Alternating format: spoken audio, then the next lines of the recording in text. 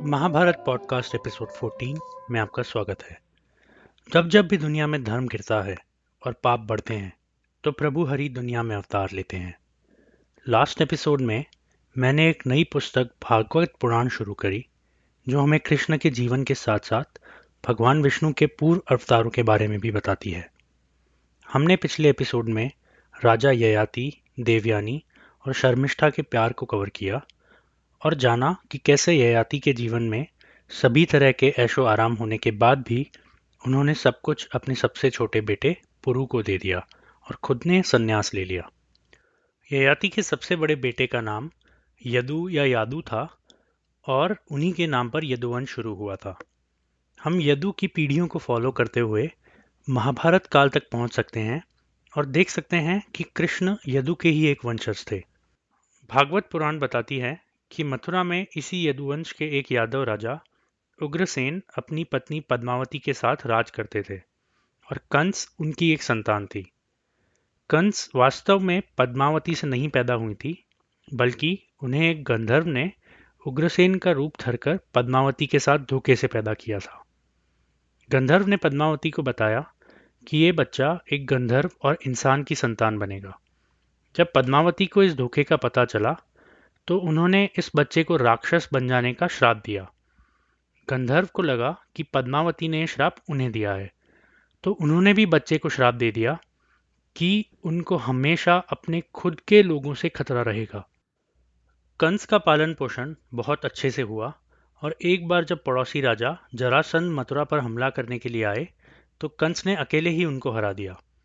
कंस इतने शक्तिशाली हो गए कि उन्होंने इंद्र, कुबेर और वरुण देवता को भी युद्ध में हरा दिया और यहाँ तक कि इंद्र को मथुरा पर कंस के इच्छानुसार बारिश करने पर मजबूर कर दिया।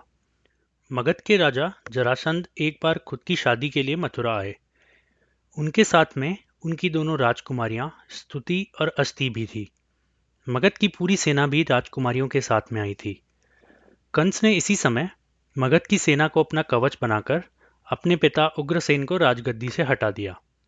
साथ ही साथ जरासंध ने अपनी बेटियों की शादी कंस से करने की घोषणा की। यह सब राजमहल के अंदर किया गया था और जनता को सूचित नहीं किया गया था। जब कुछ समय तक उग्रसेन राज्य के सार्वजनिक कार्यक्रमों में नहीं दिखे तो कंस ने खुद को राजा घोषित कर दिया। कंस के अनेक कजन्स भाई और बहन थे। इनमें से एक देवकी भी थी। देवकी की शादी शूरसेन नाम के एक यादव राजा के बेटे वासुदेव के साथ हुई थी। शादी की सेरेमनी के बाद कंस ने नवविवाहित जोड़ी को अपने रथ से छोड़ने के लिए आमंत्रित किया। इसी समय आकाश से आवाज आई कि इस देवकी की 8वीं संतान जिसे आप सवारी करा रहे हैं वही आपकी मृत्यु बन जाएगी। कंस इससे बहुत क्रोधित हो गए और देवकी को मारने के लिए उठे, लेकिन वासुदेव ने उन्हें यह कहकर रोक लिया कि उनके जन्मे हर बच्चे को वो कंस के पास पहुंचा देंगे।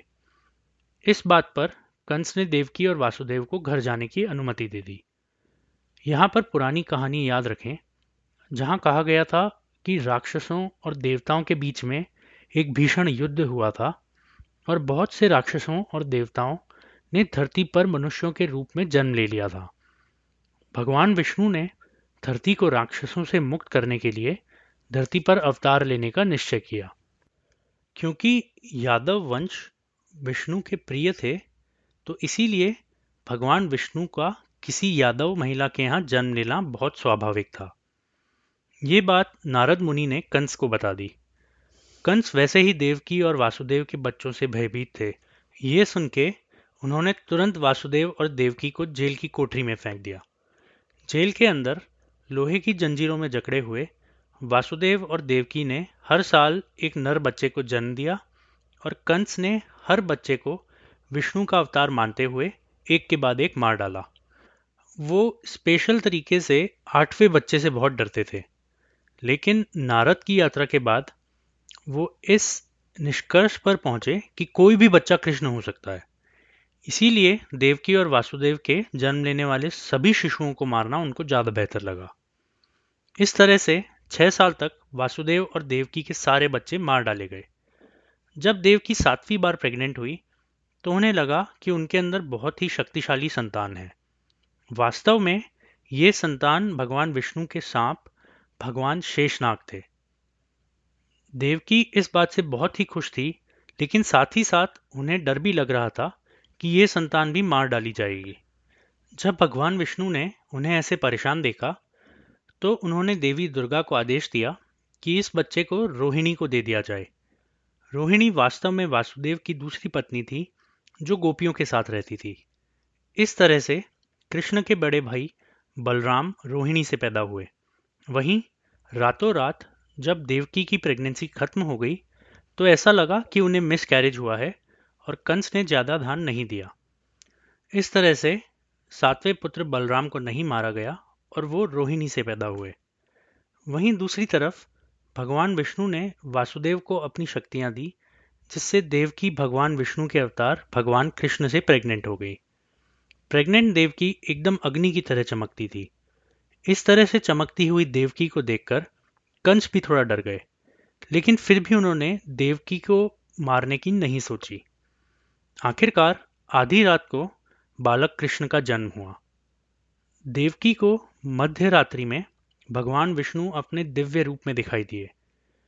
उनकी 4 भुजाएं थीं और उन्होंने धनुष, शंख, गदा और चक्र पकड़ रखे थे। वासुदेव ने उन्हें साष्टांग प्रणाम किया और देखते ही देखते भगवान गायब हो गए और उनकी जगह एक नवजात लड़का कृष्ण दिखा। लगभग तुरंत ही वासुदेव को शिशु द्वारा टेलीपैथिक रूप से निर्देश दिए गए कि उन्हें गोपियों के पास गोकुल ले जाया जाए, जहां रोहिणी और बलराम रहते थे। तुरंत ही वासुदेव की सारी हथकड़ियां खुल गई और उन्होंने बालक को उठा लिया। इसी समय जेल के सारे दरवाजे भी खुल गए और सारे गार्ड्स भी सो रहे थे। तब वासुदेव ने बच्चे को बाहर निकाला और सीधे गोकुल के लिए प्रस्थान किया। उस रात को एक भयंकर तूफान आया हुआ था। तूफान से बालकृष्ण को बचाने के लिए सर्प वासुकी बाहर आए और उन्होंने अपना विशाल फन फैलाकर बारिश से बचा लिया। इसी समय यमुना नदी में भी भारी बाढ़ आई हुई थी। जैसे ही वासुदेव ने नदी के पानी पर पैर रखा, नदी 2 पार्ट्स में बंट गई और वासुदेव को सामने सूखा रास्ता दिखा। नदी पार करने के बाद फिर वासुदेव शहर में पहुंचे और सीधे सरदार नंदा के घर गए। इस भीषण तूफान वाली रात को सभी सो रहे थे, तो वासुदेव ने नंदा की नवजात लड़की को उठाया और उसकी जगह बालकृष्ण को रख दिया। फिर वासुदेव तुरंत वापस जेल में आ गए। ऐसे आए जैसे कुछ हुआ ही ना हो। यहाँ पर देखना इंटरेस्टिंग है कि कृष्ण एक भगवान हैं जिन्होंने साधारण मानव के रूप में जन्म लिया है, और साथ ही साथ देवकी खुद एक राजकुमारी थी, तो इसीलिए कृष्ण एक राजकुमार भी हैं जो छुपकर साधारण इंसान के रूप में रह रहे हैं। जैसे ही वासुदेव ने जेल की कोठरी में प्रवेश किया, दरवाजा उनके पीछे बंद हो गया और वो फिर से जंजीर में बंध गए। ऐसा लगा मानो कुछ हुआ ही ना हो। बच्चे के रोने की आवाज आई और इसे सुनकर गार्ड भी जग गए। कंस को तुरंत सूचना दी गई और वो तुरंत बच्चे को मारने के लिए दौड़े, लेकिन उन्हें आश्चर्य हुआ कि वह एक लड़की है और लड़का नहीं है, जैसा कि उन्हें उम्मीद थी। इसी समय देवकी ने अपने भाई से नवजात शिशु के जीवन की भी भीख मांगी। उन्होंने कहा कि एक लड़की इतने शक्तिशाली कंस का क्या बिगाड़ सकती है और उसका जीवन बख्श दीजिए। देवकी ने अपने भाई के चरणों में लेटकर यह अपील करी, लेकिन अमानवीय कंस ने इस अपील पर कोई ध्यान नहीं दिया। उन्होंने एक बड़ा पत्थर उठाया और इस बच्चे के सिर पर मारने के लिए आगे बढ़े। इसी समय बच्चा अपने असली रूप में आ गया। बच्चा वास्तव में देवी दुर्गा का ही अवतार था। देवी अपने पूरे 8 हाथों वाले रूप में प्रकट हुई और बोली, मूर्ख कंस, जो आपको नष्ट कर देगा वह अभी भी जीवित है। वह गोकुल में बड़ा हो रहा है। इसके बाद देवी रूपी बच्चा गायब हो गया। कंस को इस समय बहुत पश्चाताप हुआ और उन्होंने उनकी बहन के पैर में गिरकर माफी मांगी। फिर उन्होंने इस दंपत्ति को जेल से आजाद करने का आदेश दिया और महल वापस चले गए। महल में सभी सलाहकारों ने जब कंस को दुखी देखा तो वो बहुत चिंतित हो गए। उनको लगा कि एक दुखी राजा को देखकर प्रजा विद्रोह कर सकती है। उन्होंने बताया कि हत्यारा अभी भी जीवित था और उनके राज्य में कई बच्चों के बीच में छुपा हुआ था। उन्होंने उस राज्य में हर नवजात लड़के को मारने की सलाह दी। अंततः अपने भाग्य को रोकने के लिए कंस ने अपने सलाहकारों के सामने आत्मसमर्पण कर दिया और सभी बालकों को मारने का आदेश दिया। इसी समय गोकुल में नंद और यशोदा भगवान कृष्ण को खुद का बच्चा मानकर ही पाल रहे थे। इस बच्चे को ढूंढने के लिए कंस ने एक पूतना नाम के राक्षसी का सहारा लिया। पूतना खुद को एक खूबसूरत महिला के रूप में दिखाती थी और खुद के ब्रेस्ट पे जहर लगाकर बच्चों को पिलाकर मार देती थी। एक दिन जब पूतना ने कृष्ण को एक खाट पर सोते हुए देखा, तो पूतना ने नंद से बच्चे की प्रशंसा करने का नाटक किया। पूतना ने फिर कृष्ण को अपनी गोद में ले लिया और दूध पिलाने लगी। कृष्ण इससे मरे तो नहीं, बल्कि उन्होंने पूतना के प्राण ही पीने शुरू कर दिए। पूतना ने कृष्ण को अपने से दूर करना चाहा, लेकिन कृष्ण कहाँ छोड़ने वाले थे और इसी तरीके से पूतना का अंत हो गया। जब पूतना गिरी तो वो वापस अपने राक्षस वाले रूप में आ गई। इससे 12 माइल्स के जंगल जल गए। बाद में गांव वालों ने पूतना की बॉडी को जला दिया। पूतना ने वास्तव में उनके पूर्व जन्म में भगवान विष्णु से वरदान लिया था कि वो भगवान के मानव रूप को देखेंगी। क्योंकि पूतना को भगवान विष्णु के रूप ने मारा था, पूतना को भी स्वर्ग मिल गया। यहाँ रोचक बात यह है कि क्योंकि पूतना ने भगवान कृष्ण को दूध पिलाया था, वो भी कृष्ण की मां मानी जाती हैं और मात्र उनके संपर्क में आने से ही पूतना को भी मोक्ष प्राप्ति हो गई। राक्षसों की दो और कहानियां हैं, जहां पर बाल कृष्ण पर कंस ने हमला करवाया, लेकिन कंस अभी भी कृष्ण की पहचान नहीं कर पाए थे। इन कहानियों में से एक दानव की है, जो आकार में एक रथ या कार्ट जैसा बन जाता है। कृष्ण को इस कार्ट की छाया में रखा गया था और उन्हें वहां खेलने के लिए छोड़ दिया था। तब छोटे बच्चे कृष्ण ने पहियों में से एक पहिए को लात मारी और गाड़ी को नष्ट कर दिया। इस तरह से राक्षस मारा गया। दूसरी कहानी एक राक्षस की है, जो एक बवंडर के रूप में आया था। इस राक्षस ने बाल कृष्ण को ऊपर हवा में उड़ा दिया ताकि वे उसे नीचे गिराकर मार सकें, लेकिन कृष्ण ने खुद को इतना भारी बना दिया कि वो बवंडर ही पृथ्वी पर गिरकर खत्म हो गया। ये दोनों मारे गए राक्षस भी स्वर्ग में गए, क्योंकि कृष्ण द्वारा मारा जाना भी मृत्यु के चक्र से बचना ही है।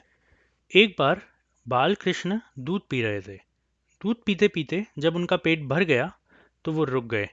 तब यशोदा ने उनके मुंह के अंदर देखा तो उन्हें पूरा ब्रह्मांड ही दिख गया। उनका दिमाग इतना अनंत विस्तार नहीं सहन कर सका और वो बेहोश हो गईं। जब कृष्ण और बलराम थोड़े बड़े हुए तो वो अकल्पनीय रूप से शक्तिशाली थे। वो हमेशा बछड़ों की पूंछ को पकड़कर मिट्टी में उनके पीछे पीछे घिसटते रहते थे। ऐसे ही देखते देखते कृष्ण और बलराम बड़े और बहुत नटखट हो गए।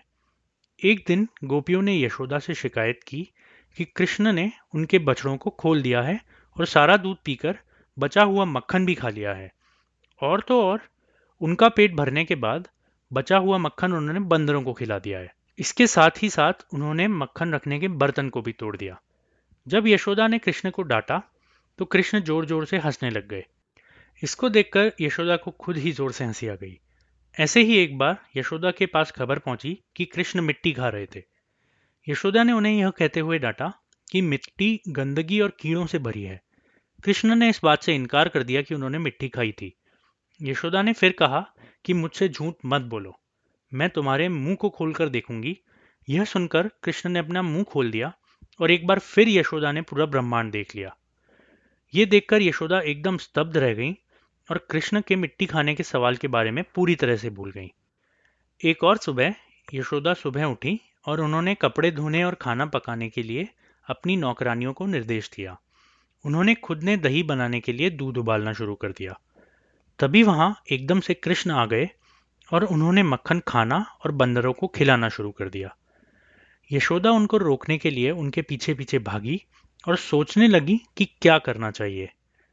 फिर वो अंदर जाकर एक रस्सी लेकर आई और उन्होंने रस्सी से कृष्ण को बांधने की सोची।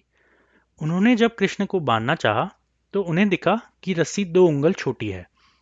तो वो थोड़ी बड़ी रस्सी लेके आई और उन्होंने फिर नापा। फिर से रस्सी 2 उंगल छोटी निकली।